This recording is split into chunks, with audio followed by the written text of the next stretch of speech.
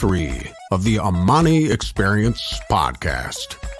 In this podcast, you will experience wisdom, advice, and stories from creatives all over the world.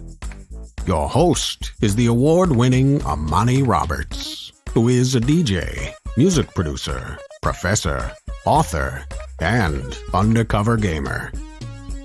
On the show, we love to share the stories of creative professionals, especially people who have gone from the corporate life to the creative life. Once again, welcome to the Amani Experience podcast. I would like to welcome Mahoganey Jones to the Amani Experience podcast. Welcome. Yay! Thanks for having me. I'm so excited. Oh, we are excited to have you. It's been a long time coming. Can't wait to kind of dig in and learn more about you. We do a geographical check-in whenever we start the show. So right now, I'm in Los Angeles, right outside Redondo Beach, California. Where are you? I am just outside Toronto, Ontario, Canada, in Brampton. Brampton. Well done. And where did you grow up? I grew up in St. John, New Brunswick. Okay. East Coast of Canada, for those who don't know. When you finished high school, what inspired you to pick your major in school? Because your major, which is a little different than what you do now, was like kinesiology and exercise science. What motivated you to pick that as your major? Well, to be honest with you, my goal in life growing up was to be a doctor. I had always thought I was going to be a pediatric oncologist, to be fair. I was going to cure all of the babies of cancer and had always set on doing pre-med. And then it was with my sports and different things that an advisor had recommended I go into kinesiology to pay for, or to spread out pre-med to 4 years and then go to med school. All right. When did you decide to make the switch and kind of enter the hospitality world? And that is very funny as well. So event planning, as funny as it is, has been really the only job and the first job that I had.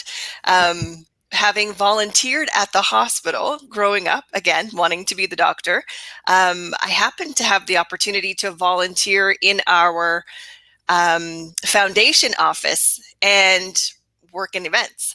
And that's sort of where I started. But my thought was that events is what paid for school, not necessarily what you could do as a job. Right. Okay. From there, what was your first job after graduating from college in the event space? Throughout college, to be honest, like university was a great time. I had the privilege of planning career fairs and trade shows, and I used to do week-long celebrations for Black History Month at the university campus. So my first paid event job, as funny as it is, was actually my own company. So I was working as a kinesiologist and couldn't find a job in the event space because I didn't have technically an event degree, but all of my work experience tied to that. And even within my government job, my first job that I got out of university working as a kinesiologist, I was actually brought into the events team to help with our charity fundraisers, given my experience. And then I said, okay, let me just open event specialist so I can create my own job. All right. I like it. And now when we fast forward to today, how would you summarize yourself in 30 seconds or less? 30 seconds or less. Oh, I was even practicing too. I'll let you go over a little bit. So I'm a true eventpreneur at heart. I believe in our industry and doing well in the industry and the event industry, but I also believe in doing different things. So me currently, I love sales and business development, and it has led me to a huge opportunity with the Halifax Convention Center as a corporate sales manager, while continuing to foster my love of event production and speaking on the side under my own brand. How do you balance between doing the full-time job with Halifax Convention Center and also your company? How do you balance the two? Teams. I'll have to say is the biggest thing. And then obviously scheduling. So my most of my day is spent obviously doing sales prospecting for the Halifax Convention Center. And then the other times is actually spent delegating. So most of my time for event specialists and the Eventpreneur Club is done sort of behind the scenes without me having to run them. Interesting. And what is your definition of eventpreneur? Somebody who is an event industry entrepreneur. And I will say it doesn't necessarily mean you have to own a business. I believe an entrepreneur is somebody who has the mindset to do what needs to be done in a given space. And how do you acquire that mindset if maybe you kind of grew up with not the opposite of a growth mindset, maybe a fixed mindset? How are you able to develop that and evolve into having the growth mindset to be successful as an eventpreneur? One of the ways that I actually find is I don't want to say the easiest, but the sort of a way to kind of dip your toe in before you have to go all in is to dabble in side projects or even dabble in other projects within your organization. So being on the events team, for example, can you dabble in marketing? Can you help somewhere else? Is there a different passion that you would like to try? If you don't write blogs, can you write a blog? Like just different things to see what truly fuels your passion before you find it. When you look at creative professionals, I consider yourself a creative professional, myself as well. What do you think is important for us creative professionals to succeed in today's business environment? Ability to adapt, but more importantly is ability to adapt while maintaining your own, I don't want to say own integrity, but truly maintaining your own space. I mean, I feel like we're in a time where everyone is being told they have to pivot, but we do have our own zones of genius, and there's nothing wrong with staying in that and adapting what you love to do to a current situation. I like that. When you look at your career, you've done a lot of admirable things. You've accomplished a lot. What would you consider to be the turning point when you kind of recognize, okay, this is what I'm here to do, and I need to pursue it and be all in? Oh, that's a great question. I feel like I go back and forth between a couple of different experiences. Okay. You can tell us about both if you want. At one point, I actually didn't think that I was truly meant for the event industry. And was like, oh, well, you know what? Maybe I'm not good at this because truth be told, I don't like the logistics and the details that go into that. And I'm also not super administrative when it comes to the project management cycle. So I was like, oh, I am definitely not meant for events. And then it was when I finally realized that it was because I was producing events that paid bills versus really rethinking why I went into business for myself. I went into business because I wanted to create my job and what I wanted. And in the event space, there is more than the logistics to make it happen. And I really saw it as a chance to be strategic and match business objectives. And when I started to see that we can match objectives to money, to cash flow, and build actual business opportunities is when I was like, okay, maybe I am in the right space. All right. Then the continuing or parallel question to that one is, why do you love what you do? I love the connection side more than anything and building community. I mean, if it wasn't for community, I don't know how we'd even get through this time, to be completely honest with you. But I feel in the event industry, we have such energy and commonalities that brings us together. So whether you're an introvert or extrovert, but we're all in the same industry and we all sort of believe in that relationship building first. I feel like that is really what keeps me here and what makes me love the industry. Interesting. You didn't start off as a speaker. How did you develop that, I'll call it a muscle, and really get the courage to pursue and now add that to your repertoire?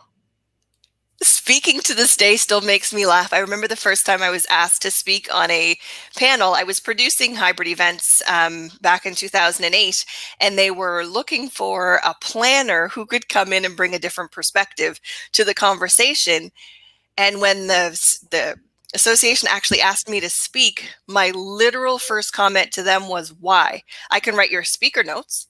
I can give you your briefings. I mean, I'm behind the scenes. I'm not that person that's supposed to be in front of the stage. And they said, no, we need you to bring your perspective.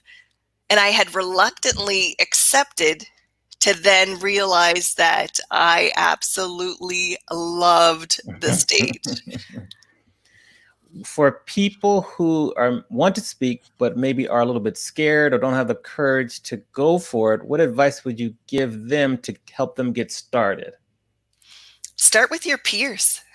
I mean, I know sometimes it might be counterintuitive or sound like they might be your most critical audience, but for me, it has been truly beneficial and supportive to be welcomed by others who think like me and aren't expecting me to be that polished speaker. And that was able to help me sort of refine my craft and my delivery and my presence by speaking at industry conferences first, and then starting to branch out from there. How would you categorize your growth as a speaker if you compared your first speech to now? What have been some of the most valuable lessons you've learned? Have an outline. Have a speaker outline. Be prepared. I feel like I started with literally just delivering content. Like my focus as a speaker was always to be the one to give the exact answers to those bullet points in the speaker outline. Like that is what my original focus was. Now it's more focused on delivering content. Yes, is of value, but also being human and being able to infuse your own thoughts into how things are delivered. And it doesn't always have to be that perfectly planned 5 steps, even though I still write everything in 5 steps and 3 steps, but it doesn't have to be that perfect. Okay. Many speakers, especially in the event industry, hospitality industry, don't look like you, whether, African-American or you're Canadian. So you correct that, but that, or, and female. Why do you feel that's the case? And where do you see that changing and evolving as we move forward? To be honest, I also never felt like the event industry in Canada, at least, was very diverse in when I started. I mean, there weren't a lot of planners who looked like me, and I could actually name the other 3 Black planners in my city. So it was one of those, is this industry really for us? And it wasn't until I had ventured out outside of Canada to an American conference that I realized that there are a lot of people who look like me as planners, but we weren't necessarily on the stage. I will say this current time has allowed us to make a little bit more of those steps forward. But I also feel like we have to also be the ones to toot our own horns and push us forward. I mean, how many Black event professional groups do we have? And I don't want to name names. I mean, but we're all rallying behind the same goal now to put us to the forefront. Right. Yes, I agree with you. Exactly. Yeah. Also, if you're tuning in live, feel free to leave a comment, a question. Thanks, Misty. Great to see you here, MC. So we appreciate that. Now, what is something that scares you? Success. And I say that in, I don't want to say the nicest way possible. That would be the Canadian in me. But success has been something that I have been afraid of for a long time. And it's something that has sort of come to the forefront in the last year or two, that it scares me to be successful, especially in this time. The thought of continuing to grow this empire that I can leave to my children scares me, that I won't properly build the empire for them. So that would be what scares me. So the fear of success is actually one of the most common fears out there. Yep. Why do you have that fear, and how are you working towards getting through it? Why the fear? I honestly don't know. I believe, I don't know if it was my own closed mentality and mindset that I had on myself, that I'm the one that had put this ceiling on myself. I mean, I've always had enough for me. I was that 20-year-old who went out and got contracts, bought a house, did all the things that I thought was what success looked like. Yes. And it's only when I couldn't hire my niece under my own company that I realized that I am actually not building a business. I am a freelancer. And then all of a sudden, when the work started to come and hiring of employees and contractors is where I kind of, well, truth be told, I panicked like many, and the thought of continuing to grow had scared me to the point of completely retracting. So, but you're here now. So mm-hmm. what have you done to work your way through it, and what do you try to do on a consistent basis so that you don't let fear prevent you from moving forward? Arm yourself with a network. I mean, I've been very blessed to have amazing mentors throughout my career. And it was one of my mentors. I mean, I still called her my boss. She said she hired me as a contractor, so I should remember that I was not necessarily an employee, but part of the team. And it was her who really, really pushed me to be a leader and to sort of own my own set of skills. And then also the surrounding yourself with a good group of industry friends, not necessarily for everyone, but for me, what has helped me the most has been my mastermind buddies who are really pushing me forward, really reminding me of what we said we were going to do this year, reminding us to hold ourselves accountable, and then also being there to hold you up when you can't hold yourself up. Definitely. Yeah, definitely a great chart of people. So that's good. Thank you for sharing. Our industry, which this question kind of goes along with our previous discussion, our industry is very crowded. How do you rise above the noise and distinguish yourself from all of the competition? I mean, I like to say I teach this as well, but I feel like we should own our own stories, whether we work for another company or another brand. There is always space for you. And even in a crowded industry, truth be told, there's space for everybody. There's space for all of us, and we all have our differentiators. And I feel like not being afraid to share those differentiators is really what helps me stand out, at least. All right. Feel the fear and do it anyway. It's one of my favorite quotes, which I like, which you reminded me of right now. Mm-hmm. What are the 5 things that you want to be known for? I want to be known for, I would say being a great mom. I know my goal in life was to be a mom and to cure the children of cancer. That works. So one for me is definitely being a great mom. I want to be a great leader, and I want people to know that I supported everyone to reach their goals. I was never somebody who didn't share whatever I had or gave whatever I had to help someone else succeed. That's 2. I want to be known for being fun. Yes, that fun counts. and outgoing. Yes. I was gonna say I don't want to be that stuffy planner. No, that you we don't. like. That's not me. And also, I'll have to say a good. I don't want to say Samaritan, but I feel like I've always wanted to be someone who was able to give back regardless of what I had. I mean, if I could cure the children of hunger, I would. I always feel like I go back to the kids. That's good. I love it. Yeah. Cool. So. Okay. That's good. I think you give us 4 or 5. We'll take it. We'll take it. Well done. How has a failure or an apparent failure set you up for later success? Do you have a favorite failure of yours? I absolutely do have a favorite failure, and it began in 2009 when I was planning hybrid events at the time and was told by an industry person who I admired and respected and valued their opinion when they told me that I'm actually not a good planner. Oh. And they told me point blank that is not strategic meeting management, and that you should not be saying that you're a meeting planner because that is not how things are done. And she was referring to a specific event that I was producing for a legal association here in Canada. And I remember thinking, oh my goodness, like that was awful. Like I've failed them as a planner. We're producing the event that isn't going to be the conference that isn't going to match the expectations.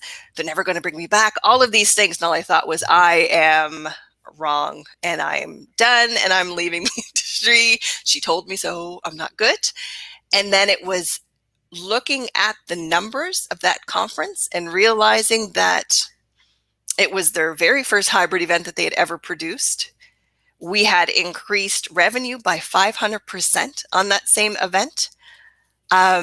We had discovered a brand new audience that we didn't know existed until we went hybrid.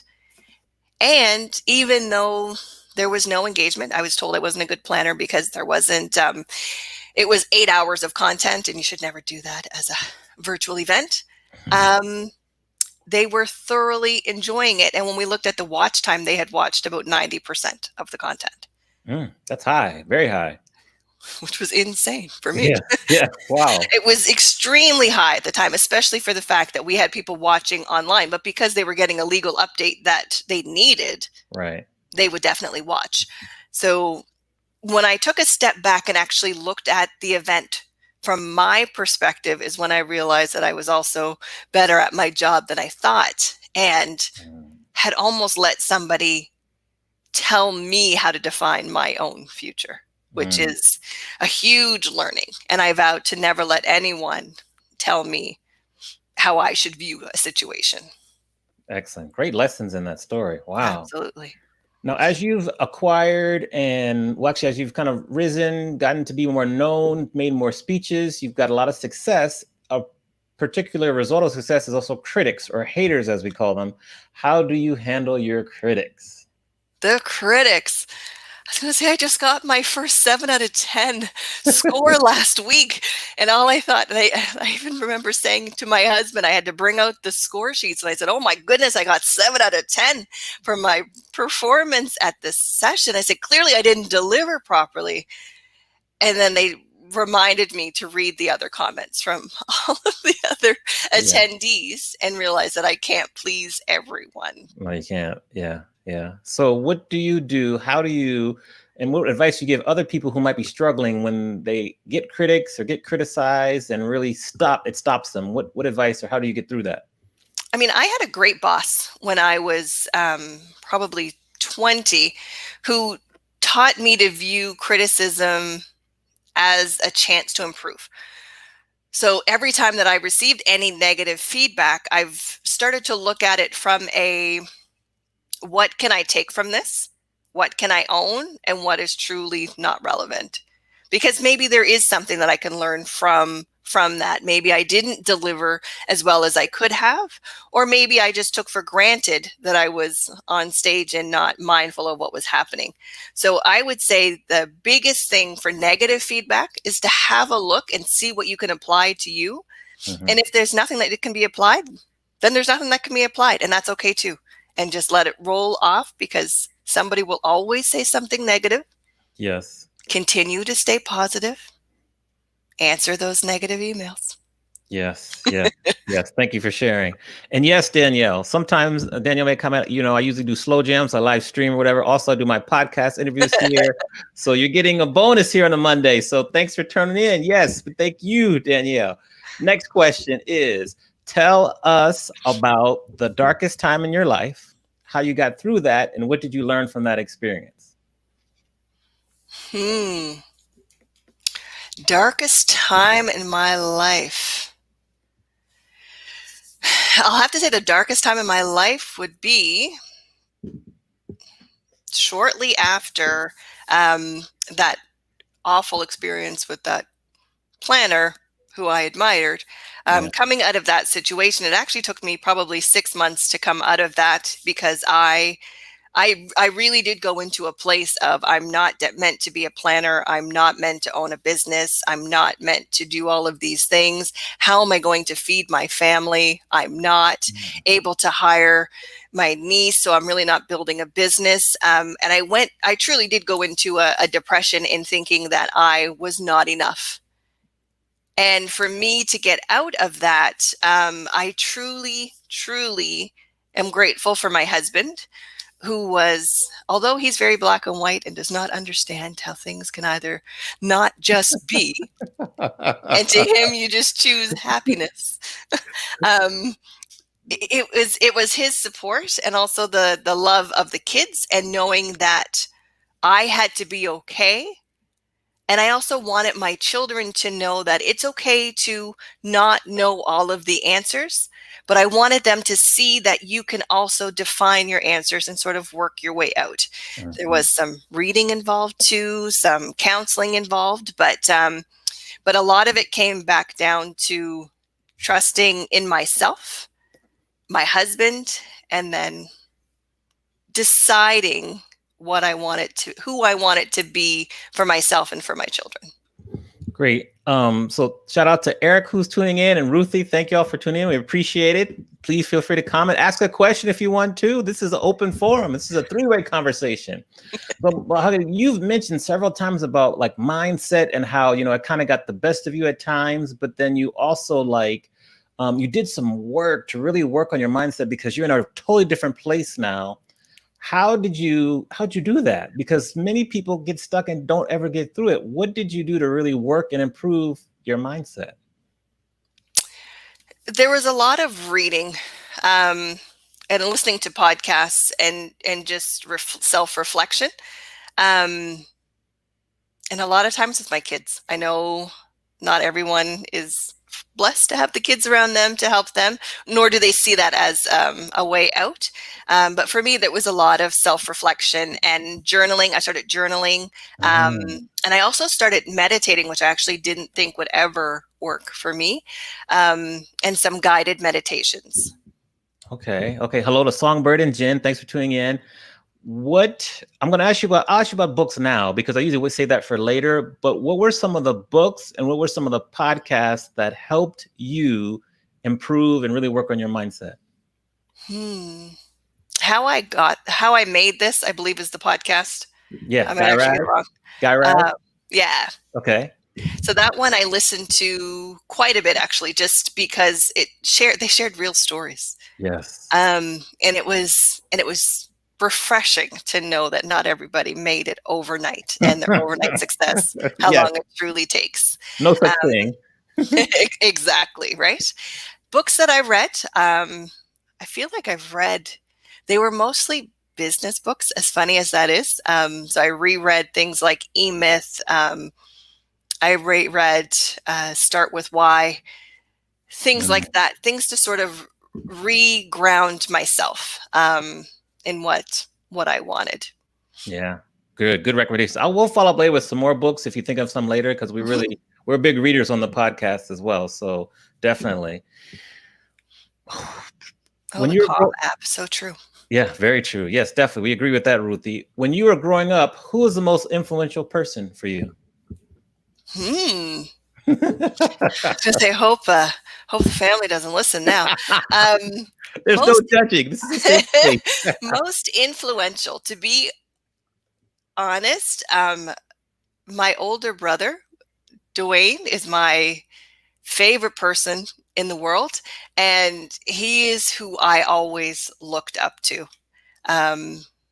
He is somebody that I always admired, even when he was in trouble. And was that, I guess you would know, as a DJ.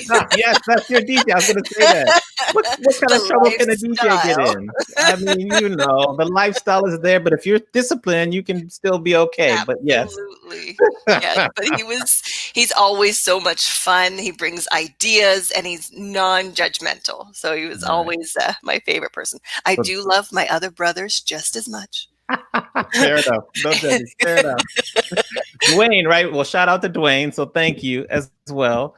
What do you find easy to do that your friends find hard to do? Speaking is one that I actually took for granted.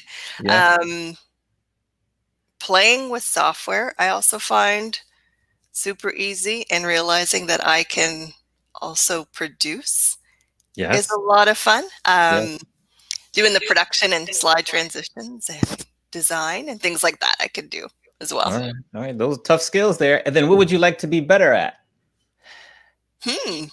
Well, my latest obsession has been designing better productions. Okay. So that has been my current obsession. We're all kind of working on that because it's challenging for sure. Absolutely. Now, when you were 21, were you still at university in East Canada, I believe? I was still in Eastern Canada, but I was already working and had event specialist. Okay, so we're going to go back and talk to 20-year-old Mahoganey. Give her advice based on what you know now. What advice would you give your younger self? To keep doing what you're doing and don't stray from the person that you are. Because I feel like if I was 21-year-old Mahoganey today, I was not afraid to ask for the sale, to ask to continue to have conversations, to learn and to continue to grow. I was not afraid. And then all of a sudden this fear sets in when family responsibilities and all of these things. Yeah. But 21-year-old Mahoganey had a house. Yeah, it's funny how as you get older, you get more fearful. Than when you're a kid, you're fearless, and as you get older, it just kind of takes over. Yep. What is the one lesson in life that took you the longest to learn? That you have to love yourself first. Is that truly has been something that I did everything. Even when I look back, I did everything to please someone else. When I was young, I wanted to do everything for my mom. I wanted to do the right education to please mom. And then when I got married, I wanted to be the perfect wife. I want to be the perfect mom. But I forgot to love myself along the way. When did you realize that you needed to love yourself, and how did you start to make that a permanent practice in your life? To be honest, it's only been about 2 years where I have chosen, and the kids can attest to this, because it became the year of, it was the year of Mahoganey and Adrian, my husband, and I told the kids that it didn't matter what was happening. It was the year of Mahoganey and the year of Mahoganey and Adrian. So I truly took time for me. And if that meant taking a day to myself, I used to feel guilty. I mean, a lot of other parents do too, that I couldn't dare do something without my husband or do something without the kids. Like, to me, I shouldn't be experiencing something that they weren't experiencing. So it took a bit, but 2 years ago, I started to put my own CEO retreats in place and my own times for me, and not feeling guilty about hiding from the children to read a book. Right. Yeah. What other things do you do, even amidst your daily activities, to kind of practice self-love? I'm not great daily, to be honest with you. I will say You can say weekly or monthly too. About a year or two, maybe a little over a year, I did start in the habit of reading before bed again. And allowing it to be okay to read before bed, because everything was always rush, go, writing the schedule for the next day. What do I have to accomplish, instead of sort of decompressing at the end of the day? Yeah, I love to read before bed too, so I appreciate that one. Every great person has a sentence. What is your sentence? For example, my sentence is, I love to help people unlock their creativity by teaching them how to DJ. What is your sentence? Oh my goodness. I was so prepared for my lines. But normally I say love what you do, and do it well.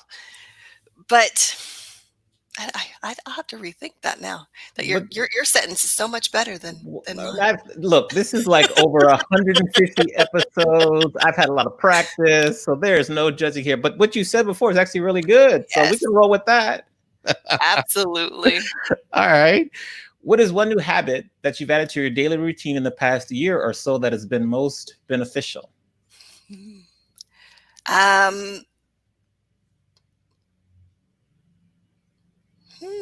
One of my newest habits has been learning what the kids are learning. So it has been a challenge and a reward all at the same time, because there's many TikToks and many things that appear, but the kids have learned many different things too. So journaling has been sort of one of those fun things that keeps coming back. I love to journal younger, but my oldest has picked up bullet journaling in the Okay. last couple of years. So that has been fun to sort of dive back into that. When you journal, do you journal, like, do you do morning pages where it's every morning, or what's your journaling practice? I went through so many different things that they almost felt forced. So I felt like I was writing because I was told I had to. So then I had to step back, and I write when I feel the need to write. So it can also be gratitude too. I still do write. Mm, You know, I'm very thankful for all that I have, but it's not as forced as I okay. felt like. Yeah. We talked about books before. You mentioned that you like to read before bed. Is there any maybe fiction books that you want to share that you love, or any other nonfiction that really you feel people should stop what they're doing right now and start to read them immediately? I was going to say, I actually do enjoy reading, like, I'm trying to think of, what is it called? One Person Million Dollar Business is Okay. one that I keep rereading. Mhm. E-Myth, I do reread. Right. But when it comes to the other books, we'll call them the smut. Yes. I do always like to go back to the old ones, like Mary B. Weber, and Carl Weber, uh, just to, It's lighten the okay. lighten the Yeah. mood. We need a little mind candy at times. It can't be all Yes. too serious. It can't be serious. I love it. What's been the best advice that you've ever received? Hmm. I'll have to say my mentor. She said, well, aside from telling me I'm always on her last nerve, she told me stop trying to be something I'm not. Okay. Yeah. So Yeah. Great advice there. Yeah. Okay. Let me see here. Do you follow, are you a big sports fan? define big. Depends on the sport. If you're going to pick a sport that you would go to visit and watch and you would be okay with it, what sport would that be? What team? Some of your favorite teams? I feel like live sport doesn't matter what it is, whether I follow or not. I do enjoy being at a good sporting event. And Okay. a sport that I would go see on my own would be track and field. Oh, okay. Absolutely. All right. So let's see here. Let's say there's an indoor track meet at the Air Canada Center. They still call it the Air Canada Center in Toronto, right? Hmm. Okay. And they announced that Mahogany is coming to the stage to make a quick speech. What song is playing as you walk out on the stage, like your walk-up song? My current walk up song is Anything by Drake, because I feel like as the Canadian, Yeah. that seems to be the default. That could be. You have to give us one Drake song. He has so many. What's like the Drake song that really gets your head nodding? Well, starting from the bottom. Okay. Yes. Is usually one. But for the longest time, my walkout song was actually Living My Life Like It's Golden. Oh, Jill Scott. Yeah. Well, we're going to use that one. Yes. You should have mentioned that one first. The only thing is the last 3 events has been Drake. So I'm like, okay. Let's bring Jill Scott back. How about that? We should bring it back. All right. So before I ask you the final question, I first just want to say thank you for appearing on the show. I really I admire your work. I'm happy that we get to work together in this virtual environment. It was great to meet you last summer when you came here for PCMA as well. That was really cool. And during this interview, I really appreciated how you talked about mindset and how you continue to work on improving yours and how it held you maybe not back a little bit, but it kind of prevented you from really reaching your excellence for a minute. And so I really appreciate your honesty and vulnerability. So thank you for that. Tell the people how they can reach you, find you, learn more about you. I am on LinkedIn. Deshawn, there is my mastermind partner right there. On LinkedIn, you can always catch me on LinkedIn. I am there all the time, and can also be found at Mahoganey Jones on any of your social platforms. And is there one social platform that you really love to use the most? I'll have to say LinkedIn. Okay, that's where I live. Yes, I'm a big fan as well. So thanks again. We let our guests leave us with any last minute words of wisdom or advice. So I will say thank you again and allow you to take us home. Well, thank you so much for having me, Amani. It's a pleasure. I truly enjoy our conversations. I feel like I learn so much from you every time. I will say that success, define your own success.